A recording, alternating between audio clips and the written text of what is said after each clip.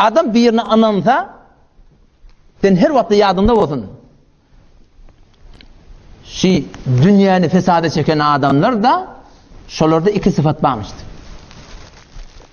Dünyada hidayet getiren adamlarda da iki sıfat varmıştı.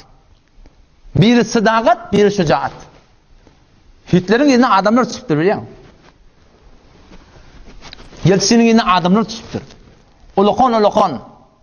Olayan ki Marksistlerin, Marx. Onun başına Mussolini. Şoňa meňdeş olokonlaryň ýerine adamlar düşüpdir. Näme diýip? Şolar ananypdyrlar şoňa, sadagaty barsyň diýip. O sadagatynyň ýerine da jany bermäne teýýar diýip şolar ananypdyrlar. Wagty adam bir dada ananya sen görýän şu musulmanyň doganyň aýaştagyna bir hinduň akirini ýaşyr goýup. Näme diýip? Şunu olgu bolýar. Nämeden habar ýok? Muhammed Emin'den habar ýok.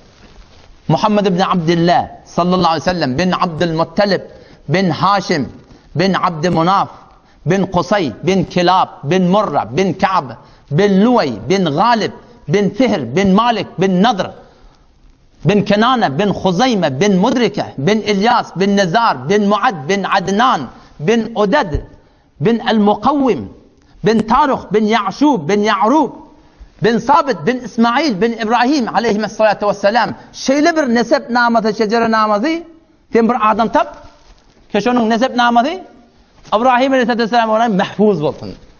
Böyle bir adam hiç kim yerin gözüne tapmaz. Ayet Kur'an'ın özünde laqad jaa rasulun min enfusikum bedun şek size peygamber geldi öz vücudunuzdan. Hazreti Enes radıyallahu anh ne diye? Şunu peygamberimiz başa parmakıydı diye. Laqad jaakum rasulun min enfusikum geldi. Bedun şek size peygamber geldi sizin behterinizden, necip teriniz, serdar teriniz, hoş ahlak teriniz, nesep taydan behteriniz size biz peygamber ettik iberdik Allah Teala. Laqad jaakum rasulun min enfusikum. Hadiste de geliyor. Ana enfusukum nasaban ve sihran. Ana enfusukum nasaban ve sihran. Leysa min abai min ladun Adam sifahun kulluna nikahun istifiyansa. Men sizin behteriniz, necip teriniz.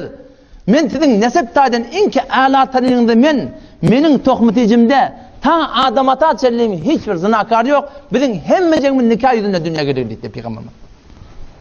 Ama şu kun İncil'in başlarında okuyduğun İncil'in Murat inşallah men koymak eten İncil koyayım ben. İncil'in başlarında okuyduğun Nauzu billah Xudo şu İncil'in öğri böyle bir tane hakikati yok ki. Yani şu İncil'in öğri şu İncil'in evcağadına İsa aleyhisselamın 14 arka nesebini tanaptırlar ve şoň içinde Zarih veren tarih diyen iki neferin adı o iki neferde Yakub aleyhisselamın gelirlerinden bulun Tevrat'ta geliyor o da nauzubillah zina ile dünya geliyor.